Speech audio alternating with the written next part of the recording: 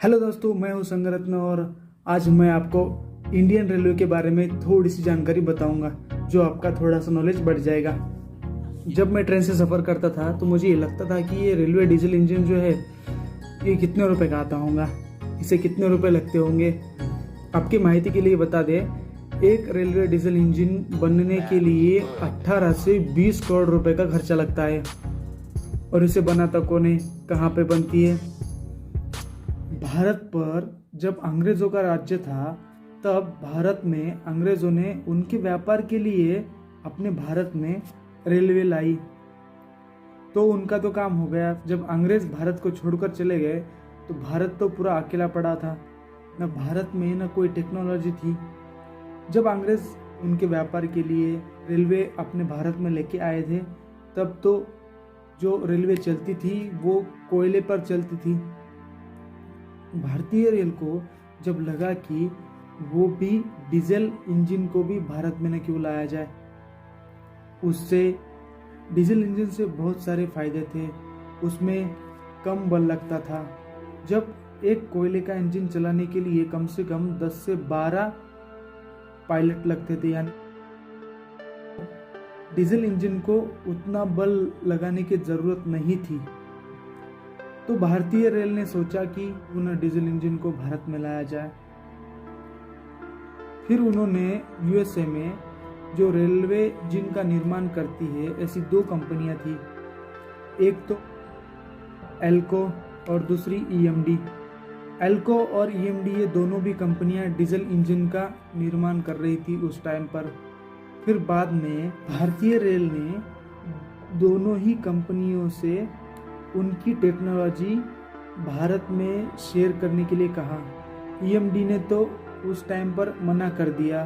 फिर एल्को नामांकित कंपनी ने उनकी टेक्नोलॉजी भारत के साथ शेयर करने के लिए राजी हो गई थी। एल्को नामांकित कंपनी एक यूएसए की ऐसी कंपनी थी जो शुरुआती दौर में भारतीय रेल को बहुत ही मददपूर्व साबित हुई। जब भारत में पहला एल्कोमोटिव लाया गया अमेरिकन लोकोमोटिव कंपनी का, तब भारत में एल्को रेलवे इंजन का ही दबदबा चल रहा था। यानी पूरे भारत में जो भी डीजल इंजन बनाए जा रहे थे वो एल्को कंपनी के थे, उनका ही दबदबा चल रहा था, उनके इंजन दौड़ रहे थे।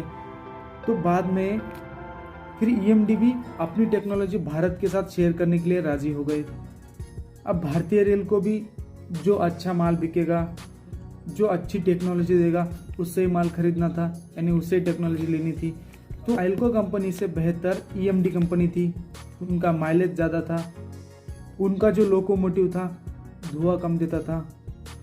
तब एल्को के बाद भारत में ईएमडी का दबदबा शुरू हो गया। ईएमडी और एल्को लोकोमोटिव में कुछ फ़र्क थे, जैसे कि उनके इंजन में बदलाव थे। अब एल्को लोकोमोटिव में 4 स्ट्रोक इंजन लगा हुआ था। इलेक्ट्रो लोकोमोटिव इंजन में 2 स्ट्रोक डीजल इंजन था।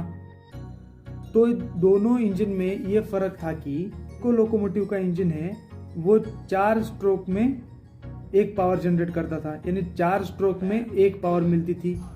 तो 2 स्ट्रोक डीजल इंजन में 2 स्ट्रोक में एक पावर जनरेट होती थी, यानी जल्दी पावर, जल्दी पिकअप। अब ईएमडी लोकोमोटिव इतना फर्क देता था कि उसमें आवाज़ कम था, धुआं कम था, पिकअप ज़्यादा था, माइलेज ज़्यादा था। ऐसे कुछ फ़र्क की वजह से भारतीय रेल ने भी अपना प्रोडक्शन, अपना मैन्युफैक्चरिंग ईएमडी लोकोमोटिव को दे दिया। अब उनका प्रोडक्शन भारत में चालू हो गया, जो यानी इंडियन रेलवे ने एल्को लोकोमोटिव से प्रोडक्शन बंद करवा दिया। इलेक्ट्रो लोकोमोटिव में ही बेस्ट दिखता है, उनका डिज़ाइन भी एकदम यूनिक है।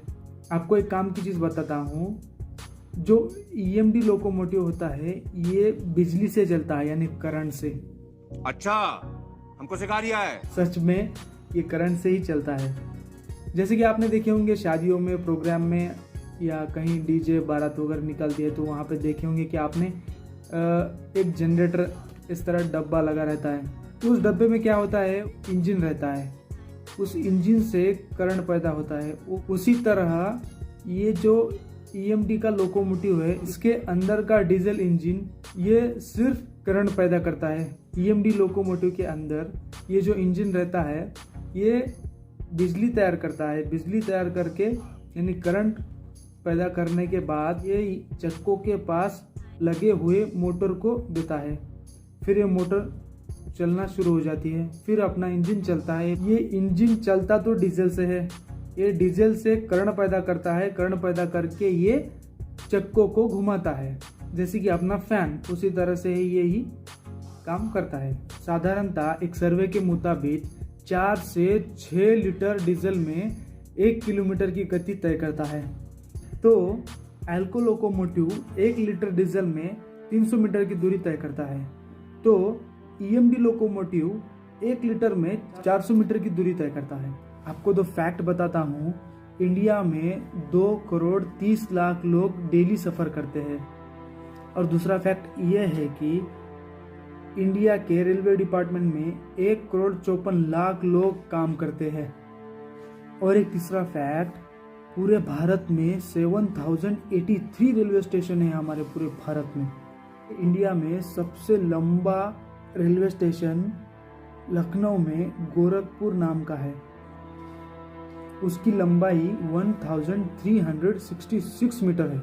आप में से कुछ लोगों को ही मालूम होगा, अगर कहाँ पर नया रेलवे ट्रैक बनाना हो या नया रेल मार्ग बनाना हो, 1 किलोमीटर अगर रेलवे ट्रैक बनाने के लिए 20 से 25 करोड़ रुपए का खर्चा लगता है। आपको तो एक कदापि मालूम होगा या नहीं होगा। तो रेलवे से कभी भी अगर आप सफ़र कर रहे हो तो प्लीज़ टिकट निकाल कर सफ़र कीजिएगा, क्योंकि बहुत खर्चा लगता है, बहुत मेंटेनेंस रहता है। इसकी वजह से मेरी रिक्वेस्ट है, कभी भी रेलवे से सफ़र करना हो तो रेलवे का टिकट निकाल कर सफ़र करें। Thank you.